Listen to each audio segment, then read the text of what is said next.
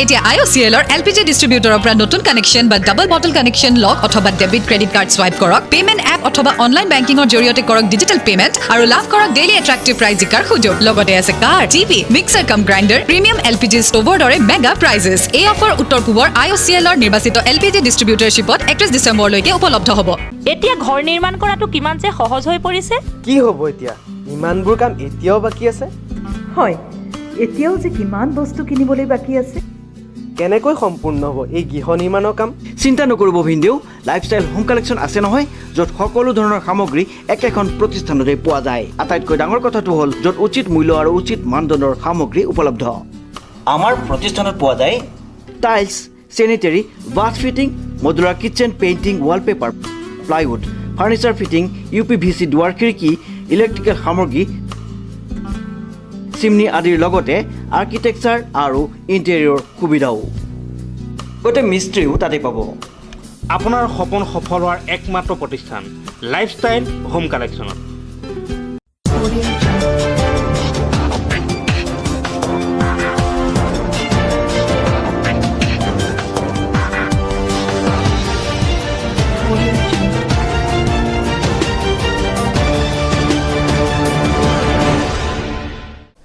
নমস্কাৰ নিউজৰ বাতৰিলৈ স্বাগতম জনাই ষ্টুডিঅ'ত মই উৎপল দাস চাওঁ আহক কি আছে আজি আমাৰ বাতৰিত ছট পূজাৰ দিনাই যোৰহাটত সংঘটিত হয় এক ভয়ংকৰ অগ্নিকাণ্ড প্ৰায় 15টা বাসগৃহ ভস্মীভূত হয় উক্ত অগ্নিকাণ্ডত নিউজৰ এক প্ৰতিবেদন ছট পূজাৰ দিনাই যোৰহাটত ভয়ংকৰ অগ্নিকাণ্ড প্ৰায় 15টা বাসগৃহ ভস্মীভূত হয় এই অগ্নিকাণ্ডত যোৰহাট হৰিজন কলনীত সংঘটিত হয় এই ঘটনা ততাতৈয়াকৈ অগ্নি নিৰ্বাপক বাহিনী উপস্থিত হয় যদিও অগ্নি নিৰ্বাপন কৰিব পৰা নাছিল শেহতীয়াকৈ টিয়ক তিতাবৰৰ পৰা অগ্নি নিৰ্বাপক বাহিনী আহি জুই নুমুৱাবলৈ সক্ষম হয় বৰ্তমানলৈকে জানিব পৰা নাই অগ্নিকাণ্ডৰ কাৰণ অগ্নিকাণ্ডত লক্ষাধিক টকাৰ সা সম্পত্তি ভস্মীভূত হৈছে বুলি জানিব পৰা গৈছে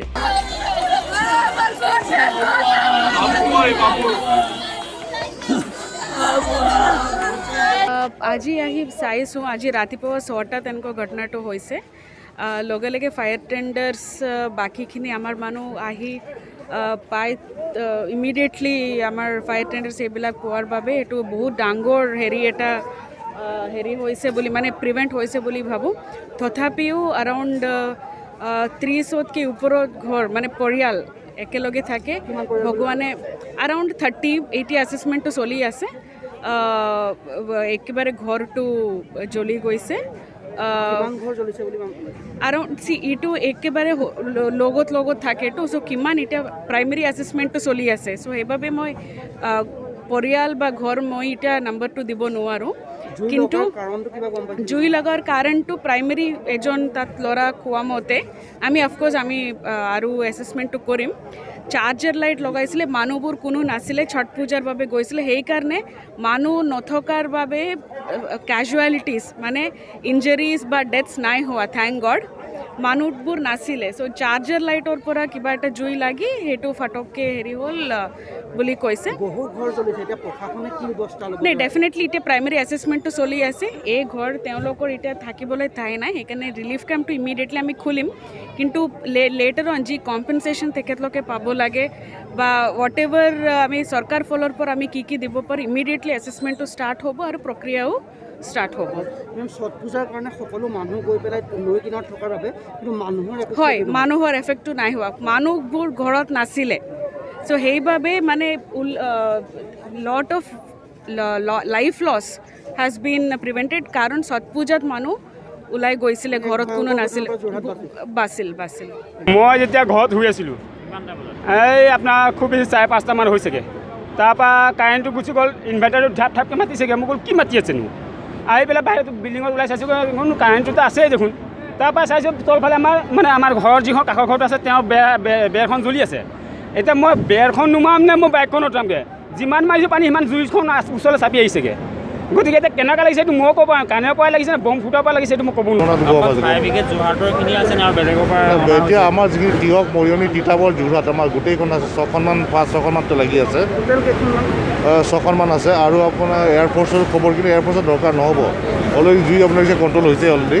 যোৰহাটৰ পৰা বিদ্যাধৰ কলিতাৰ ৰিপৰ্ট, নিউজ নাও 24/7। অসম ৰাজ্যিক অংগনবাড়ী কৰ্মী আৰু সহায়িকা সন্থাৰ কেইবা হাজাৰ কৰ্মী সহায়িকাই ঘেৰাও কৰে জিলা সমাজ কল্যাণ বিষয়াৰ কাৰ্যালয়। নতুন শিক্ষানীতি প্ৰয়োগৰ নামত কেন্দ্ৰীয় আৰু ৰাজ্য চৰকাৰে ৰূপায়ণ কৰিব বিচৰা এই নীতিৰ বিৰুদ্ধে আজি 21 নৱেম্বৰত ৰাজ্যখনৰ লগতে যোৰহাট জিলাতো CITU অধীনস্থ অসম ৰাজ্যিক অংগনবাড়ী কৰ্মী সহায়িকা সন্থা কেইবা হাজাৰো কৰ্মী সহায়িকাই জিলা সমাজ কল্যাণ বিষয়া কাৰ্যালয় ঘেৰাও কৰি প্ৰতিবাদ সাব্যস্ত কৰে। এই নতুন শিক্ষানীতিয়ে অসমৰ ৬২,০০০ অংগনবাড়ী কেন্দ্ৰ বিলুপ্তি হোৱাৰ লগতে ১,২২,০০০ অংগনবাড়ী কৰ্মী আৰু সহায়িকাৰ কৰ্মসংস্থাপন বিলুপ্ত হ'ব। সেয়েহে এই প্ৰতিবাদৰ জৰিয়তে দুয়োখন চৰকাৰক সোঁৱৰাই দিছে সংগঠনটিয়ে, যদি এই নীতিৰ অসম চৰকাৰে ৰূপায়ণ কৰে তেন্তে অনাগত দিনত ৰাজ্যখনত ভয়ংকৰ গণতান্ত্ৰিক আন্দোলন গঢ়ি তোলাৰ হুংকাৰ দিছে। লগতে ২৬ নৱেম্বৰত শ্ৰমিক সংগঠনসমূহে আহ্বান দিয়া সাধাৰণ ধৰ্মঘটলৈ সংগঠনটিয়ে সৰ্বতোপ্ৰকাৰৰ সহায় সহযোগিতা আগবঢ়াব বুলি জানিবলৈ দিছে। দেশজোৰাটো অসম দেশৰ সকলো আমাৰ জিলাতে আমাৰ এই বিক্ষোভ কাৰ্যসূচী হৈছে, যিহেতুকে অসমত আমাৰ প্ৰাক প্ৰাথমিক শিক্ষা অনুষ্ঠান ৩-৫-৬ বছৰ শিশুসকলক ৰাষ্ট্ৰীয় নতুন শিক্ষানীতি আইনৰ অধীনত ৩-৫-৬ বছৰ শিশুসকলক LP স্কুলত থকাৰ এক ষড়যন্ত্ৰ ৰচনা কৰিছে। এই শিশুসকলক আমাক যেনেকৈ অংগনবাড়ী কেন্দ্ৰতে থকাৰ ব্যৱস্থা কৰি দিয়ক। আৰু আমাৰ আছে দাবীসমূহ হৈছে অংগনবাড়ী কৰ্মীসকলক চৰকাৰী চাকৰি হিচাপে স্বীকৃতি দিব লাগে, পেঞ্চনৰ ব্যৱস্থা কৰিব লাগে, মাননি সলনি মজুৰি দিব লাগে, মিনি কেন্দ্ৰবিলাক অংগনবাড়ী পূৰ্ণাংগ কেন্দ্ৰলৈ ৰূপান্তৰ কৰিব লাগে।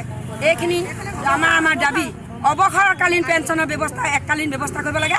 কৰ্মী 2 লাখ টকা আৰু সহায়িকা 1,75,000 টকা ধাৰ্য কৰিব লাগে। কিন্তু এই দাবীসমূহ আমি দীৰ্ঘদিন আজি ধৰি উত্থাপন কৰি আছোঁ। অসমত আমাৰ দাবী তেওঁলোকে আমাৰ অসম চৰকাৰে মানি লোৱা নাই, আৰু ভৱিষ্যতে যদি মানি নলয় আমি ইয়াতকৈ ভয়াৱহ আন্দোলন গঢ়ি তুলিবলৈ প্ৰস্তুত হৈ আছোঁ। অসম ৰাজ্যিক অংগনবাড়ী কৰ্মী আৰু সহায়িকা সন্থাৰ উদ্যোগত গোটেই অসম জুৰি এক প্ৰতিবাদী কাৰ্যসূচী কৰা হৈছে। আজি যোৰহাট জিলাতো প্ৰায় 1000 অংগনবাড়ী কৰ্মী আৰু সহায়িকাই এই কাৰ্যসূচী পালন কৰিছে। তেওঁলোকৰ মুখ্য যিটো দাবী, প্ৰতিবাদ কৰাৰ যি দাবী, সেই দাবীকেইটাৰ ভিতৰত প্ৰথম কথাটো হ'ল কি তেওঁলোকৰ যি প্ৰাথমিক কাম কাজ, যে প্ৰাইমাৰী স্কুলৰ বাচ্চাসকলক প্ৰাথমিকভাৱে পাঠদান কৰা, সেই পাঠদান কৰাৰ পৰা তেওঁলোকক আঁতৰ কৰিবৰ কাৰণে কেন্দ্ৰীয় আৰু ৰাজ্য চৰকাৰে চেষ্টা চলাইছে। আৰু তাৰ লগে লগে নতুন শিক্ষানীতিৰ আণ্ডাৰত এই প্ৰাইমাৰী যিটো ছেগমেণ্ট, সেই ছেগমেণ্টটোক LP স্কুলৰ লগত লগাই দি পেলাই তেওঁলোকৰ জীৱন জীৱিকাৰ ওপৰত এক মাধমাৰ আনিবৰ কাৰণে এই কেন্দ্ৰীয় আৰু ৰাজ্য চৰকাৰে চেষ্টা চলাইছে। আজি যদি এই নীতি যদি প্ৰৱৰ্তন কৰা হয়, অসমত প্ৰায় 60,000ৰো অধিক অংগনবাড়ী চেণ্টাৰ বন্ধ হ'বলৈ বাধ্য হ'ব। আৰু তাত কাম কৰা একেবাৰে সমাজৰ দৰিদ্ৰ শ্ৰেণীৰ দুখীয়া মহিলাসকল, প্ৰায় 1,20,000 মহিলাসকলে এই চাকৰিৰ পৰা তেওঁলোকে হাত সাৰিবলগীয়া অৱস্থাৰ হ'ব।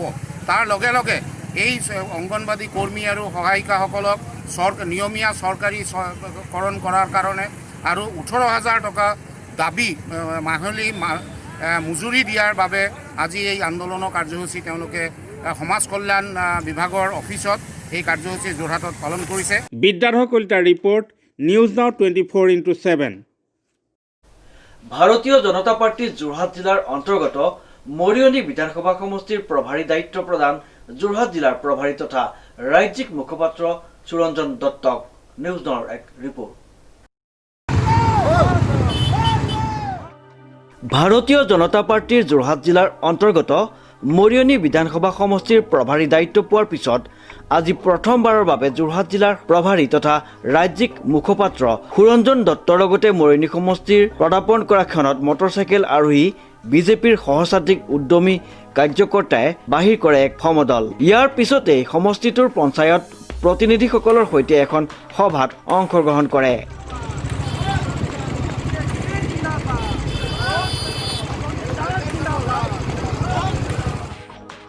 Bureau report news now 24/7 Jorhat. আগবাঢ়িছো পৰৱৰ্তী বাতৰিলৈ। 40 বছৰ গৰকা শিৱসাগৰ জিলা বাস্কেটবল সন্থাৰ মিলন অনুষ্ঠানটি অনুষ্ঠিত হৈ যায় এক গাম্ভীৰ্যপূৰ্ণ অনুষ্ঠানেৰে। নিউজ নাওৰ এক ৰিপৰ্ট। শিৱসাগৰ জিলা বাস্কেটবল সন্থাৰ উদ্যোগত চহৰৰ বৰ্ডিং খেলপথাৰত এক মিলনৰ অনুষ্ঠান অনুষ্ঠিত হৈ যায়। উক্ত অনুষ্ঠানতেই নবীন প্ৰবীণ খেলুৱৈসকলে নিজৰ খেল জীৱনত লাভ কৰা স্মৃতিবোৰ সুঁৱৰি মত ব্যক্ত কৰে। অনুষ্ঠানৰ লগতে সংগতি ৰাখি নবীন প্ৰবীণ খেলুৱৈসকলৰ মাজত এখন প্ৰীতি বাস্কেটবল খেল আয়োজন কৰা হয়। উক্ত অনুষ্ঠানত ৰাষ্ট্ৰীয় পৰ্যায়ৰ খেলত অংশগ্ৰহণ কৰা খেলুৱৈসকলক চিনাকি কৰাই দিয়ে নবীন খেলুৱৈসকলৰ মাজত। জয়সাগৰ পুখুৰীৰ কাষত প্ৰথম বাস্কেটবল আৰম্ভ কৰিছিল অৰ্জুন ভোগেশ্বৰ বৰুৱাই। পৰৱৰ্তী সময়ত ৰংপুৰ জ্যোতি ক্লাব আৰু তাৰ পৰৱৰ্তী সময়ত চহৰৰ বৰ্ডিং খেলপথাৰত শিৱসাগৰ জিলা বাস্কেটবল সন্থাই আৰম্ভ কৰে। আনহাতে শিৱসাগৰ বাস্কেটবলত প্ৰশিক্ষণ গ্ৰহণ কৰা বহু খেলুৱৈ প্ৰতি বছৰে অসমৰ দলক প্ৰতিনিধিত্ব কৰি খেল খেলিবলৈ সক্ষম হৈছে। প্ৰায় 150 শতাধিক খেলুৱৈ শিৱসাগৰৰ পৰা ৰাষ্ট্ৰীয় পৰ্যায়ত খেল খেলিবলৈ সক্ষম হৈছে বুলি জানিবলৈ দিয়ে সন্থাৰ বিষয়ববীয়াসকলে। ইয়াৰ উপৰিও 1995 চনৰ পৰা 1957 চনলৈ অসমৰ হৈ বাস্কেটবলৰ জৰিয়তে 3বাৰকৈ ৰাষ্ট্ৰীয় বঁটা পাবলৈ সক্ষম হৈছে। সন্থাৰ সম্পাদক সঞ্জীৱ শইকীয়াই আঁত ধৰা উক্ত অনুষ্ঠানত প্ৰবীণ খেলুৱৈ সুচি গগৈ, প্ৰাঞ্জল গোস্বামীকে আদি কৰি বহু খেলুৱৈ উপস্থিত থাকে। প্ৰথম গৈছে বাস্কেটবল টিম, এতিয়াতো প্লেয়াৰ্ছ বুলিবলৈ নহয়, তেনেকৈ এনেকৈ থুলমূলকৈ গৈ পেলাই প্ৰথম ষ্টাৰ্ট কৰিছোঁ। তাৰ পাছৰ পৰাহে হেৰি হৈছে। মই প্ৰশিক্ষণটো লৈছিলোঁ, আমাৰ NIS কোচৰ পৰা লৈছিলোঁ। মই কামিনী শৰ্মা, মুজাহিদ, তেতিয়া 89 পাছৰ কথা। মোৰ ষ্টুডেণ্টে গৈছিলে। প্ৰথম অসম খেলিছিলে অমৰজ্যোতি, তাৰপিছত অপূৰ্ব, এতিয়া প্ৰথম শিৱসাগৰ প্ৰথম খেলিছে আৰু আছাম ষ্টেট। একচুৱেলি আমি পাবলৈ 1991 চনৰ পৰাই আমি বাস্কেটবলটো শিৱসাগৰত এষ্টাব্লিছ কৰিছোঁ। তাৰ আগতে অৰ্জুন ভোগেশ্বৰ বৰুৱাই এষ্টাব্লিছ কৰিছিলে, কিন্তু হয়তো আমাৰ সেই চনটো আমাৰ মনত নাই। তথাপিতো আমি তেখেতক শ্ৰদ্ধাৰে সোঁৱৰিছোঁ আজিৰ দিনত। আমাৰ কথাটো হ'ল কি, আমি ইয়াৰ পৰা অকল খেলুৱৈ নহয়, এজন ভাল ব্যক্তিত্ব উলিয়াবলৈ আমি চেষ্টা কৰিছোঁ, যে তেওঁলোকে সামাজিকভাৱেও যাতে এজন শক্তিশালী ৰূপত তেওঁলোকে নিজকে গঢ়ি তুলিব পাৰে, আমি সেইটোকে চেষ্টা কৰিছোঁ। ইয়াৰ পৰা আমাৰ কোচ, ছিনিয়ৰ মেনেজাৰ বা ছিনিয়ৰ পাৰ্চনসকলৰ প্ৰচেষ্টাত এতিয়ালৈ বৰ্তমান আমাৰ প্ৰত্যেক বছৰে ৰাষ্ট্ৰীয় বা ৰাজ্যিক পৰ্যায়ত আমাৰ ইয়াৰ পৰা খেলুৱৈ গৈ আছে। আমি আশা কৰিছোঁ অনাগত দিনত আন্তঃৰাষ্ট্ৰীয় পৰ্যায়তো আমাৰ ইয়াৰ পৰা খেলুৱৈখিনি আগবাঢ়িব। মই বৰ্তমান শিৱসাগৰ জিলা বাস্কেটবল সন্থাৰ সম্পাদকৰ দায়িত্বত আছোঁ। প্ৰশিক্ষক আমাৰ এজন ছিনিয়ৰ প্লেয়াৰ, তেখেত ৰাষ্ট্ৰীয় পৰ্যায়ৰ খেলুৱৈ সমীৰণ মোহন, তেখেতে কৰি আছে। তাৰ লগতে আমি যিমান পাৰোঁ আমাৰ ছিনিয়ৰ পৰ্যায়ৰ আমাৰ যিখিনি আমাৰ ব্যক্তি আছে আগৰ, তেওঁলোকেও যথাযথ সহায় কৰি থাকে আমাক। ইয়াত এতিয়া ৰেজিষ্টাৰ্ড ষ্টুডেণ্ট ক'বলৈ গ'লে 100ৰ ওপৰত আছে, 100ৰ ওপৰত আমাৰ ৰেজিষ্টাৰ্ড প্লেয়াৰ আছে। কিন্তু নিত্য 50জনৰ পৰা 60জনৰ ওপৰত আমাৰ প্লেয়াৰ অংশগ্ৰহণ কৰে অনুশীলনত। মই নয়ডা খেলিছোঁ, দিল্লী এবাৰ খেলিছোঁ, ৰাজস্থান খেলিছোঁ, পাঞ্জাৱ খেলিছোঁ। মই বহুত এক্সপিৰিয়েঞ্চ পাইছোঁ এই ক্লাবটোৰ পৰা, আৰু মই বহুত হেপ্পী। আমি চব হেপ্পী, আমি বহুত বেছি হেপ্পী যে আমি এনেকুৱা এটা ক্লাব পাইছোঁ। আমাক ছাৰহঁতে বহুত ছাপোৰ্ট কৰে। আমাৰ ছাৰহঁতৰ কাৰণে, চবৰ কাৰণে, ছিনিয়ৰ ছাৰ চবৰ কাৰণে আমি উঠি গৈছোঁ ইমানখিনিলৈকে। মই চবকে ধন্যবাদ জনাব বিচাৰিছোঁ। কংকনজ্যোতি শৰ্মাৰ ৰিপৰ্ট, নিউজ নাও 24/7 যোৰহাট। যোৰহাটৰ টুকুলাই ৰজাবাৰীৰ এজন ব্যক্তিজনে দীৰ্ঘদিন ধৰি আগবঢ়াই আহিছে মানৱ সেৱা। ব্যক্তিজননো কোন জানোচোন আহক আমাৰ এক বিশেষ প্ৰতিবেদনত। যোৰহাট চহৰৰ টুকুলাই ৰাজাবাৰী নিবাসী এজন ব্যক্তিজনৰ নাম মুন বৰা। ব্যক্তিগৰাকীয়ে চুলিদাৰি কটা এখন সৰু দোকানৰ পৰাই নিজ পৰিয়ালক ভৰণ পোষণ দিয়াৰ লগতে নিজ সাধ্য অনুসৰি কৰি আহিছে সমাজ সেৱা। উল্লেখযোগ্য যে আৰ্থিকভাৱে দুৰ্বল ছাত্ৰ ছাত্ৰীক বিনামূলীয়াকৈ চুলি কটাৰ উপৰিও বিকলাংগসকলক আৰ্থিক অনুদান আগবঢ়াই সমাজৰ বাবে এক নিদৰ্শন দাঙি ধৰিছে। এই ব্যক্তিগৰাকীক অসম জনজাতি ছাত্ৰ সন্থাৰ যোৰহাট জিলাৰ সম্পাদক সিদ্ধাৰ্থ তাঁতীয়ে এখনি ফুলাম গামোচাৰে সম্বৰ্ধনা জ্ঞাপন কৰে। নমস্কাৰ। প্ৰথমে মই নিউজ নয়নসমূহ কৰ্মকৰ্তাক মোৰ আন্তৰিক অভিনন্দন জ্ঞাপন কৰিছোঁ আৰু লগতে অসম চাহ জনজাতি ছাত্ৰ সন্থাক আন্তৰিক অভিনন্দন জ্ঞাপন কৰিছোঁ। মই এই কামটো আজি বহুত দিনৰ পৰা মনতে পুহি ৰাখিছিলোঁ, কিন্তু বাস্তৱত ৰূপায়িত হ'ল আজি প্ৰায় ঠিক লকডাউনৰ পাছৰ পৰা। এতিয়া মই বৰ্তমান 8-9জনমান এনেকুৱা বিশেষভাৱে সক্ষম ব্যক্তিক মই বিনামূলীয়াকৈ আগবঢ়াই আছোঁ আৰু প্ৰেৰণাৰ লগতো যোগাযোগ কৰিছোঁ। তেখেতসকলেও মোক মানে সহায় দিছে যথেষ্ট। মাহত এদিন মোক তাত যাব দিছে আৰু অন্ধ বিদ্যালয়ৰ লগতো মই যোগাযোগ কৰিছোঁ। তেখেতেও অন্ধ বিদ্যালয়ৰ অধ্যক্ষ মোক মানে ভাল পাইছে, সহায় জনাইছে আৰু এমাহত এদিনকৈ তাত যাব দিছে। মই এতিয়ালৈকে 8জনৰ কাম কৰি আছোঁ আৰু আগলৈ যদি মই আৰু এনেকৈ আহে বা যদি কোনোবাই ঘৰতো মোক মাতে, মোৰ নাম্বাৰ আছে, মই নাম্বাৰ দি দিছোঁ 8134909689। এই নাম্বাৰত যদি যোগাযোগ কৰে মই ঘৰত গৈও বিনামূলীয়াকৈ সেৱা আগবঢ়াম। আৰু মোৰ ইয়াত যদি কোনোবা ইচ্ছুক ব্যক্তিয়ে যদি প্ৰশিক্ষণ ল'বলৈও আহে, মই বিনামূলীয়াকৈ প্ৰশিক্ষণ দিম।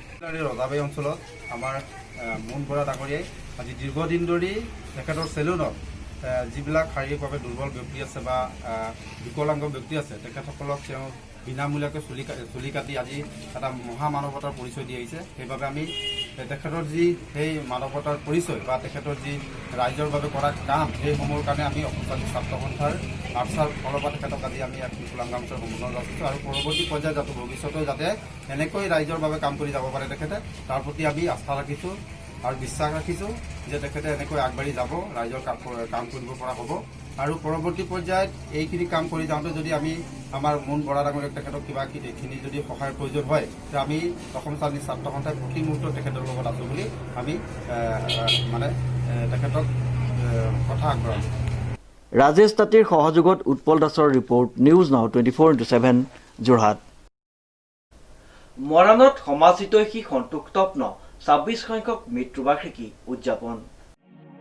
একেধাৰে ছাত্ৰ নেতা, শিক্ষক, সাহিত্যিক, সাংবাদিক, ৰাজনৈতিকবিদ, সমাজ হৈতিষী সন্তোষ তপ্পৰ 26 সংখ্যক মৃত্যুবাৰ্ষিকী 20 নৱেম্বৰত ক'ভিড প্ৰট'কল মানি মৰাণ উচ্চতৰ মাধ্যমিক বিদ্যালয়ৰ সন্মুখত থকা অৱক্ষয় মূৰ্তি প্ৰাংগণত উদযাপন কৰে।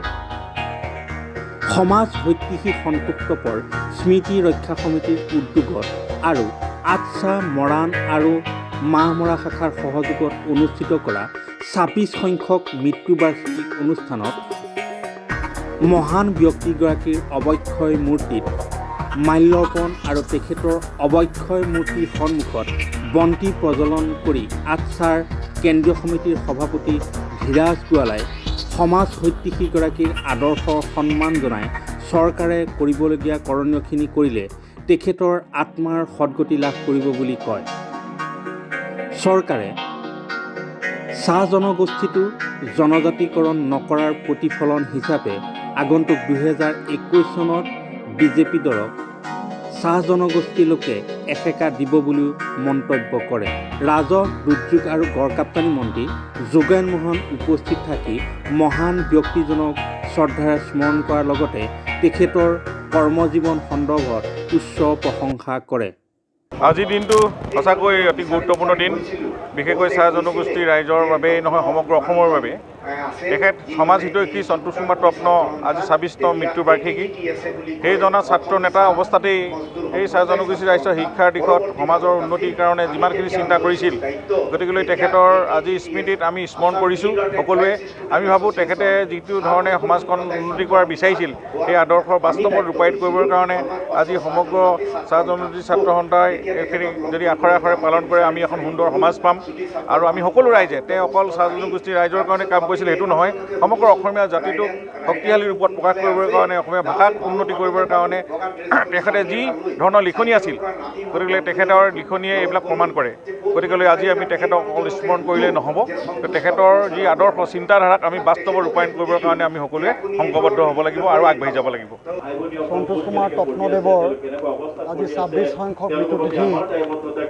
আজি আমি তপ্নদেৱৰ স্মৃতি ৰক্ষা সমিতি আৰু আটছাৰ মৰাণ আৰু মামৰ শাখাৰ সহযোগত আজি আমি অনুষ্ঠিত আয়োজন কৰিছোঁ। সাম্প্ৰতিক সময়ত ক'ভিড-19 ভাইৰাছৰ ভয়াৱহতালৈ লক্ষ্য ৰাখি আমি এই কাৰ্যসূচী যথেষ্ট চমুৱাই থৈছোঁ। আপোনালোকে জানে যে তপ্নদেৱ এগৰাকী ৰাজ্যখনৰ কথিত যথা সমাজ সংগঠক, তেখেতে সাহিত্যিক, শিক্ষক আৰু সবাৰোপৰি চাহ জনগোষ্ঠীৰ জাতীয় জীৱনৰ উত্থানৰ কাৰণে অহোপক্ষত কৰা এগৰাকী সুযোগ্য নাগৰিক। তপ্নদেৱৰ স্মৃতি ৰক্ষাতে স্মৃতি ৰক্ষা সমিতিয়ে বিগত ১৫ বছৰে তেখেতৰ স্মৃতিগ্ৰন্থ প্ৰকাশ কৰিছে, ১২টাকৈ বক্তৃতা স্মৰণ অনুষ্ঠান কৰিছে। তাৰোপৰি সমাজৰ অৱহেলিত শিক্ষক, সাহিত্যিক, সাংবাদিকৰ পৰিয়ালক। মৰাণৰ পৰা ৰাজু মিশ্ৰ ৰিপৰ্ট, নিউজ নাও 24x7। চাৰিদিনীয়া বৰ্ণাঢ্য কাৰ্যসূচীৰে তৈলনগৰী দুলীয়াজানত অনুষ্ঠিত সদৌ অসম ছাত্ৰ সন্থাৰ সপ্তদশ অধিৱেশন। নিউজ নাওৰ এক প্ৰতিবেদন। তৈলনগৰী দুলীয়াজানৰ চলাকটকী ৰাজহুৱা খেলপথাৰত চাৰিদিনীয়া বৰ্ণাঢ্য কাৰ্যসূচীৰে অনুষ্ঠিত কৰা সদৌ অসম ছাত্ৰ সন্থাৰ সপ্তদশ সাধাৰণ অধিৱেশনখনিয়ে ২০ নৱেম্বৰত অতিক্ৰম কৰিলে তৃতীয় দিন। সদৌ অসম ছাত্ৰ সন্থাৰ পূৰ্বৰ পৰম্পৰা ৰক্ষা কৰি সমগ্ৰ অসমৰ বিভিন্ন প্ৰান্তৰ বিভিন্ন জাতি জনগোষ্ঠীৰ বৃহৎ সংখ্যক জনসাধাৰণৰ লগতে প্ৰতিখন জিলাৰ ছাত্ৰ প্ৰতিনিধিয়ে অংশগ্ৰহণেৰে অধিৱেশনৰ সৌষ্ঠৱ বৃদ্ধি কৰিছে। উল্লেখ্য যে চাৰিদিনীয়া কাৰ্যসূচীৰে অনুষ্ঠিত সপ্তদশ দুলীয়াজান অধিৱেশনৰ ২০ নৱেম্বৰৰ তৃতীয় দিনটোতো বিভিন্ন কাৰ্যসূচী অনুষ্ঠিত হয়। প্ৰতিনিধি সভা, চিত্ৰাংকন প্ৰতিযোগিতাৰ লগতে তৰ্ক প্ৰতিযোগিতা, সদৌ অসম ছাত্ৰ সন্থাৰ আন্তঃবিদ্যালয় শ্বহীদ সোঁৱৰণী তৰ্ক প্ৰতিযোগিতাখনি ভাষণ প্ৰদানে উদ্বোধন কৰে ডিব্ৰুগড় বিশ্ববিদ্যালয়ৰ অধ্যাপক সত্যকাম বৰঠাকুৰে। উল্লেখ্য যে প্ৰতিনিধি সভাত উপস্থিত থাকি ছাত্ৰ সন্থাৰ বিভিন্ন দিশৰ ওপৰত হোৱা আলোচনাৰ পিছতেই সংবাদ মাধ্যমৰ সৈতে হোৱা আছুতীয়া সাক্ষাৎকাৰত শিক্ষামন্ত্ৰী ডক্টৰ হিমন্ত বিশ্ব শৰ্মাৰ মন্তব্য টুলুঙা মন্তব্য বুলি এইদৰে কয় সদৌ অসম ছাত্ৰ সন্থাৰ মুখ্য উপদেষ্টা সমুজ্জ্বল কুমাৰ ভট্টাচাৰ্যই।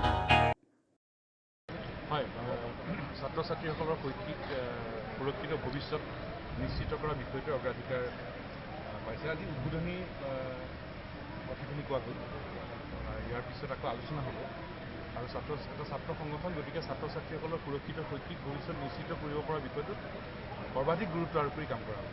বৰ্তমানৰ চৰকাৰখনত আমি দেখা পাইছোঁ যে ছাত্ৰ ছাত্ৰীসকলৰ ক্ষেত্ৰত হেতালি খেলিছে চৰকাৰখনে। শিক্ষাৰ দিশটো যিধৰণে উত্তৰণ হ'ব লাগে বুলি আমি ভাবি আছিলোঁ, আচলতে হোৱা নাই বুলি ভাবে ৰাইজে কয়। গতিকে এই সন্দৰ্ভত এগৰাকী ছাত্ৰ জ্যেষ্ঠ নেতা হিচাপে আপুনি কি ক'ব? হয়, মানে অসমীয়া মাধ্যম বা মাতৃভাষা মাধ্যম চৰকাৰী খণ্ডৰ শিক্ষানুষ্ঠানৰ জয়যাত্ৰা হ'ব লাগে, সেই দিশত চৰকাৰ ব্যৰ্থ হৈছে। এতিয়া অসমীয়া ভাষাৰ লগত বড়ো ভাষা অষ্টন স্বীকৃতি পালে, ৰাভা, মিচিং, তিৱা, টাই, কাৰ্বি প্ৰাথমিক পৰ্যায়লৈ স্বীকৃতি পাইছে। গতিকে অসমীয়া মাধ্যম, মাতৃভাষা মাধ্যম আৰু চৰকাৰী খণ্ডৰ শিক্ষানুষ্ঠানৰ জয়যাত্ৰা হ'ব লাগে।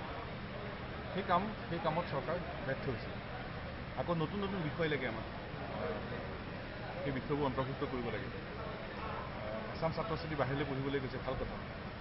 যিচাম ছাত্ৰ ছাত্ৰী মেধাৱী কিন্তু বাহিৰলৈ পঢ়িবলৈ যাবলৈ মাক দেউতাকে পঠিয়াব নোৱাৰে, সেইচাম ছাত্ৰ ছাত্ৰী ক'ত পঢ়িব? অসমত পঢ়িব লাগিব। এই সুবিধা পাব লাগিব ইয়াত। আৰু আমাৰ ছাত্ৰ ছাত্ৰীসকল ভাল সুবিধা পালে আমাৰ ছাত্ৰ ছাত্ৰীসকলে ভাল কৰি দেখুৱাইছে। গতিকে সেই সুবিধা ছাত্ৰ ছাত্ৰীক দিব লাগিব। শক্তিশালী ছাত্ৰ সন্থাৰ এগৰাকী শক্তিশালী নেতা হিচাপে আপুনি এটা দীঘলীয়া সময় এই সংগঠনটোক আঁত ধৰি আহিছে, কিন্তু আমি শুনামতে আপুনি অৱসৰ ল'ব খুজিছে, কিন্তু তাৰপিছতো আপুনি এই সংগঠনটোক শক্তিশালী ৰূপত আগবঢ়াই নিয়াৰ ক্ষেত্ৰত চিন্তা কৰিছে, গতিকে কিমান দূৰ সম্ভৱ হ'ব? নহয়, ছাত্ৰ সন্থাৰ গোটেই পৰিয়ালটোৱে এই বিষয়ত হাতে কামে আগবাঢ়িব।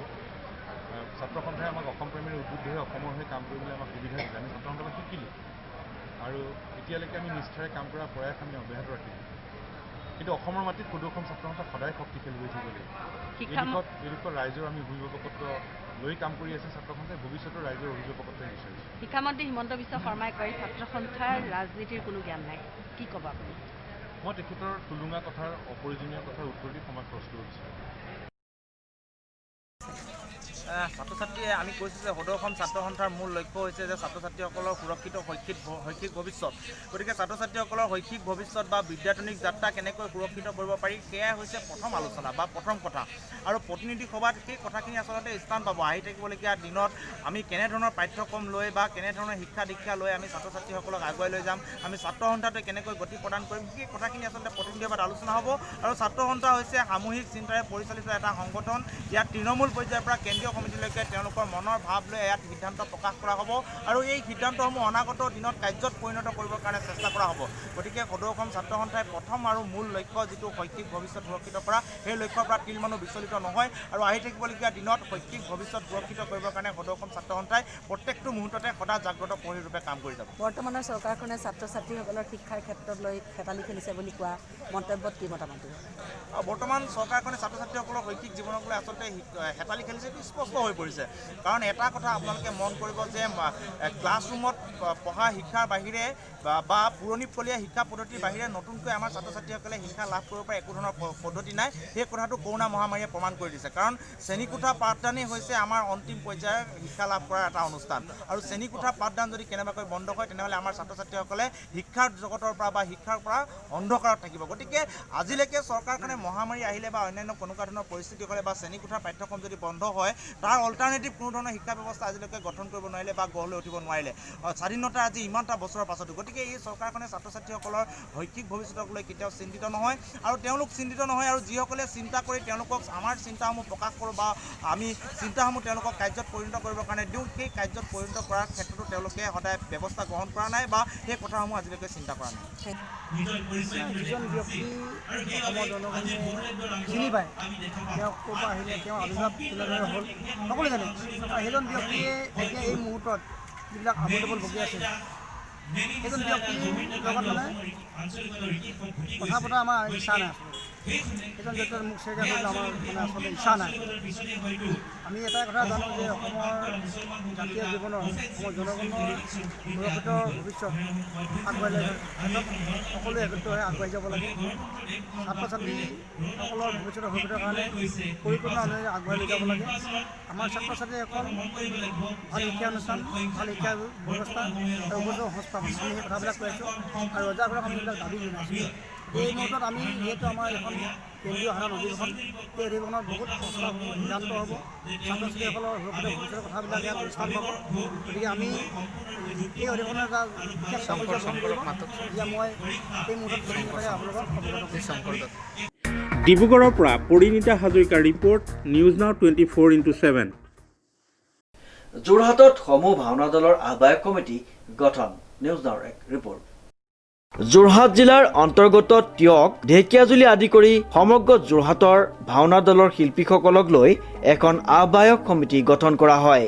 যিহেতু যোৱা প্ৰায় 8 মাহ দিন ভাওনা শিল্পীসকলে কোনো ধৰণৰ সাংস্কৃতিক অনুষ্ঠান পাতিব পৰা নাই, ফলত ভাওনাৰ লগত জড়িত শিল্পীসমূহে জীয়াতু ভুগিব লগা হৈছে। সেই উদ্দেশ্যে যোৰহাটৰ মুক্তিযোদ্ধা ভৱনত এখন ভাওনা শিল্পীসকলৰ সভা অনুষ্ঠিত হয়। যোৰহাট জগন্নাথ বৰুৱা মহাবিদ্যালয়ৰ অসমীয়া বিভাগৰ অধ্যাপক মানিক শইকীয়াই সভাপতিত্ব কৰা উক্ত সভাতে এখন আহ্বায়ক কমিটি গঠন কৰা হয় আৰু অনাগত দিনত কিদৰে গুৰুজনাৰ অপূৰ্ব সৃষ্টি ভাওনা সংস্কৃতি জীয়াই ৰাখিব পাৰি আৰু ভাওনাৰ লগত জড়িত শিল্পীসমূহৰ সমস্যাৰ ওপৰত আলোচনা কৰে। উক্ত সভাত উপস্থিত থাকে মহাত্মা গান্ধী কলেজৰ অধ্যক্ষ ত্ৰিলোক বৰা, বিশিষ্ট লেখক হেমচন্দ্ৰ শইকীয়া, টিয়কৰ ভাওনা সংস্কৃতিৰ সাধক কৃষ্ণপ্ৰদ কলিতা, তিতাবৰ বিশিষ্ট নাট্যকাৰ অমিতাভ বৰদলৈ, চিনামৰা মহাবিদ্যালয়ৰ ভূগোল বিভাগৰ অধ্যাপক পৰেশ চন্দ্ৰ বৰাৰ লগতে বিভিন্ন ঠাইৰ ভাওনা দলৰ শিল্পীসকল। আজি যোৰহাট মুক্তি যুঁজাৰু ভৱনত মাতৃভাষা ভাওনাৰ লগত জড়িত যিসকল শিল্পী, কলা কুশলী, বিচাৰক, উদ্যোক্তা সকলোখিনি গোট খাই যোৰহাট জিলাত এখন সমিতি গঠন কৰিবৰ কাৰণে আহ্বায়ক সমিতি গঠন কৰা হয়। এই আহ্বায়ক সমিতিখনত এই সকলোকেইটা বিষয়ৰ আটাইখিনি লোককে সামৰি লোৱা হৈছে আৰু 25জনীয়া এখন আহ্বায়ক সমিতি গঠন কৰা হৈছে। সেই 25জনীয়া আহ্বায়ক সমিতিখনে অহা 22 তাৰিখে মাছৰহাট নামঘৰৰ অতিথিশালাত এখন ৰাজহুৱা সভা আহ্বান কৰিব আৰু ইতিমধ্যে সেই সভাৰ বাবে প্ৰস্তুতি আৰম্ভ হৈছে আৰু প্ৰস্তুতি কৰা হৈছে আৰু সেই সভাতেই আমি যোৰহাট জিলাৰ ভাওনা শিল্পীসকলৰ উমৈহতীয়া যিবিলাক সমস্যা বা ভাওনাৰ যিটো স্থায়িত্ব বা ভাওনাৰ যি চৰ্চা আৰু বিকাশ সম্পৰ্কে যিখিনি কথা আলোচনা কৰিব লাগে সেইখিনি কৰিবৰ কাৰণে এখন ৰাজহুৱা সভা পাতি তাতে এখন সমিতি গঠন কৰাৰ ব্যৱস্থা কৰা হ'ব। শংকৰদেৱ গুৰুজনাৰ অনবদ্য সৃষ্টি অসমীয়া মাতৃভাষাৰ ভাওনাক লৈ যিসকল শিল্পী অসম তথা বিশ্বৰ দৰবাৰত নিজৰ প্ৰতিভাক জিলিকাবলৈ অপেক্ষাৰত, সেই শিল্পীসকল কিন্তু আজি বঞ্চিত হৈ আছে। বিশেষকৈ লকডাউনৰ সময়ছোৱাত যিসকল শিল্পী কলা কৌশলী আছে সেই সকলোখিনিৰ পৰিয়াল বিশেষভাৱে ক্ষতিগ্ৰস্ত হৈছে, তেওঁলোকৰ জীৱনলৈ ঘোৰ অমানিশা নামি আহিছে। এই ক্ষেত্ৰত মই অসমবাসী হৈ ৰজাঘৰীয়া সকলোলৈ বিনম্ৰতাৰে আহ্বান জনাইছোঁ যে এই শিল্পী সত্তাক ৰাইজৰ মাজত জীয়াই থাকিবলৈ দিয়ক।